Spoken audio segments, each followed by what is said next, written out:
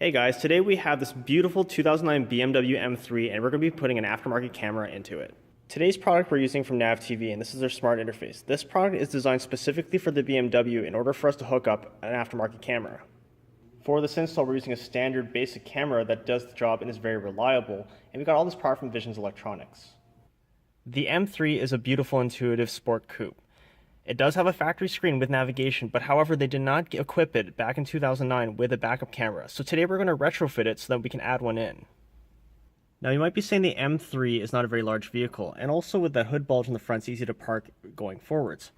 However, this is a hardtop convertible, and because of the large C-pillars in the back and the rake of the rear window, it's not the easiest thing to back up and look behind. Probably one of the hardest things about doing a backup camera install besides running it is finding a home for the camera.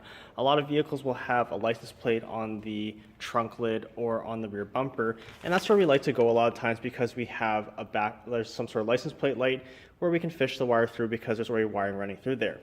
However, on this vehicle, because it's a hardtop convertible, that trunk not only opens up forwards going towards the front of the vehicle, it opens backwards as well to allow the top to come into the trunk. And you can see here we have their factory wiring.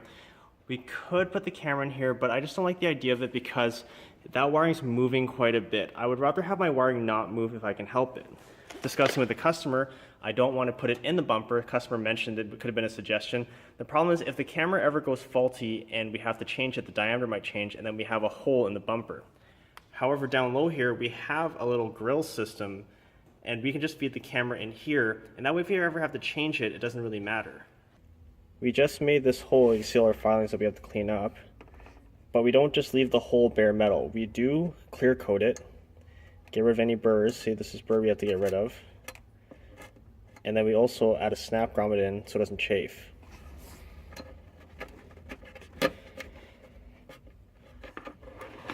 Afterwards, we'll add some sound deadening to help hold the wire in place and also seal this hole.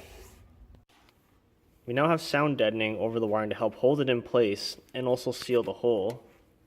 You can see here on our connectors we add shrink tube to help seal it and hold it together, and everything's Testa taped. In order to interface with the factory screen, we did have to pull out a lot of the dash and reroute some of the cables to go back up top here where the factory screen is. We now have our camera mounted and it's very discreet, but at the same time if you ever need to change it, we're not wrecking the bumper doing so. We're going to test this thing.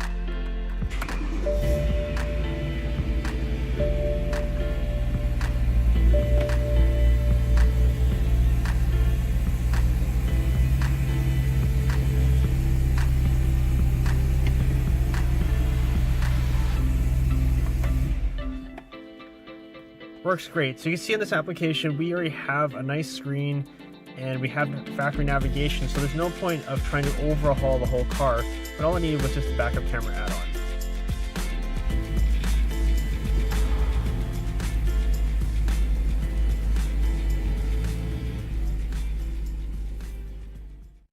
And there you have it, full integration with a factory screen on a newer BMW using an aftermarket camera.